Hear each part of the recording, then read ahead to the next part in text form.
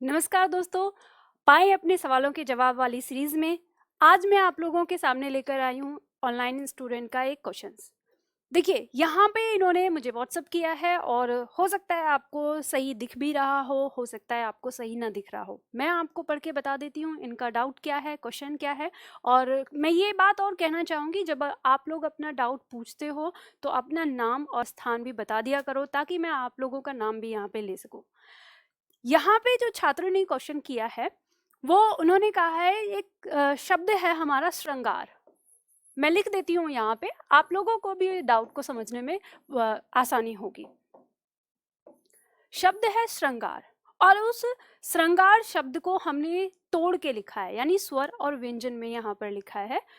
तो इन्होंने फिर उस चीज को कहा है कि यहाँ पर ये जो श्र है, ठीक है, श्र के टुकड़े क्यों हुए हैं। इनका जो क्वेश्चन है वो ये है कि श्र, अब यहाँ पर आप जो भी हैं, नाम मुझे नहीं पता है आपका, आपने पहली चीज तो ये लिखा है कि यहाँ पर श्र के टुकड़े क्यों हुए हैं यहाँ पर, और फिर आगे कहा है कि मैम श्र का र क्यों नहीं आया है यहाँ पर। तो सबसे पहले आप ये बात जानिए, आपने लिखा है ये, राइट, लिखा ही आपने गलत है, आप पूछ ही गलत रहे हो। अब मैं आपको बता रही हूँ, देखिए यहाँ पे आपने लिखा है ये और कहा है कि इसका र क्यों नहीं आया, और यहाँ पे क्या लिखा हुआ है, यहाँ पे तो ये है ही नहीं, ठीक है ना।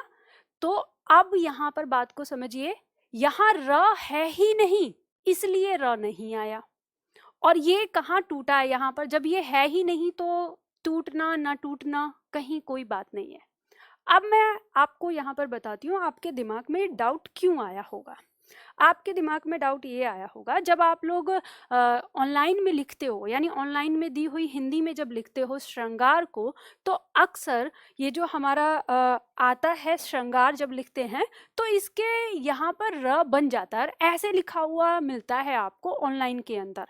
और हमारी जैसे कभी कभी तो हमारी हद तो इतनी हो गई है कि हमारी परीक्षाओं तक में इसको पूछ लिया है। तो सबसे पहले आप इस वाली बात को समझिए कि कभी भी किसी भी सूरत में ये नहीं हो सकता। क्यों नहीं हो सकता जी? तो सबसे पहले इस बात को समझिए कि ये जो हमारा श्र होता है, आप इस बात को जानते हो कि इसमें हमारा तालु श और ये र होता है, राइट। अब अगर मान लो कि हमने इसको ऐसे लिखा और इसमें ये ऐसे लगा दिया, तो आप इस मात्रा को जानते हो ना कि ये मात्रा कौन सी है, तो फिर ये क्या हो जाएगा, ये ऐसे हो जाएगा, यानी ये री की मात्रा है। और आप लोगों ने अगर मेरी क्लास ली है या तो आपको ये बात पता होगा कि मैंने बताया है कि कभी भी ये नहीं होता, कभी नहीं होता। और आपके एग्जाम में एक क्वेश्चन और बनता है कि वह कौन सा व्यंजन है जिस व्यंजन के साथ री की मात्रा का प्रयोग नहीं होता। इस मात्रा का प्रयोग आपको पता है, र के साथ, कभी भी र के साथ ये नहीं लिखा जाएगा, ऐसे नहीं होता, ये कभी नहीं आता। आप पूरी डिक्शनरी उठा के देख लीजिए, पूरा शब्दकोश उठा के देख लीजिए, कभी आपको इस तरह की चीज नहीं मिलेगी, होती ही नहीं है, लगती ही नहीं है। कैसे लगेगा, कैसे उच्चारण करोगे इसका, क्योंकि री अपने आप में र को लिए हुए है, यानी र वाले साउंड को लिए हुए है, तो ये नहीं आता है। तो इसीलिए आपसे ये बात ध्यान रखिएगा कि किसी भी शब्द में, मतलब हिंदी भाषा का कोई भी शब्द जो है उसमें ये नहीं होता, मतलब ऐसे कभी आपको एक भी शब्द आपको देखने को कहीं नहीं मिलेगा, ऐसे नहीं मिलेगा। तो ये हमेशा गलत है, और इस बात को अपने दिमाग में लगा लीजिए कि जब भी ऑनलाइन में ऐसे लिखा हुआ मिलता है वो गलत है, गलत है, गलत है, ठीक है। उसको आप कभी नहीं पढ़ेंगे। आपको जो पढ़ना है सिर्फ सही क्या है, ये बात ध्यान दीजिए। सही क्या होगा, या तो आपका कोई भी वर्ण, चाहे श्रृंगार लिखा हो चाहे श्रृंग लिखा हो, कुछ भी, अगर ऐसी स्थिति है तो वो सही है, या फिर अगर वो ऐसे लिखा है तो वो सही है, ठीक।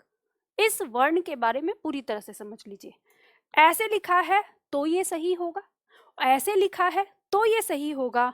अगर कहीं पर भी ये ऐसे लिखा है तो हमेशा गलत होगा।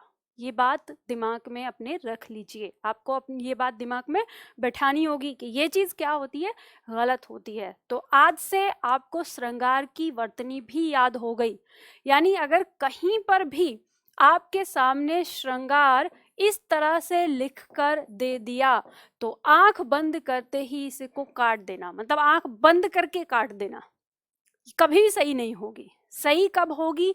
हमेशा इस तरह से, जब भी ऐसे लिखी होगी, क्योंकि श्रृंगार शब्द में री की मात्रा होती है और ये एक तत्सम शब्द है।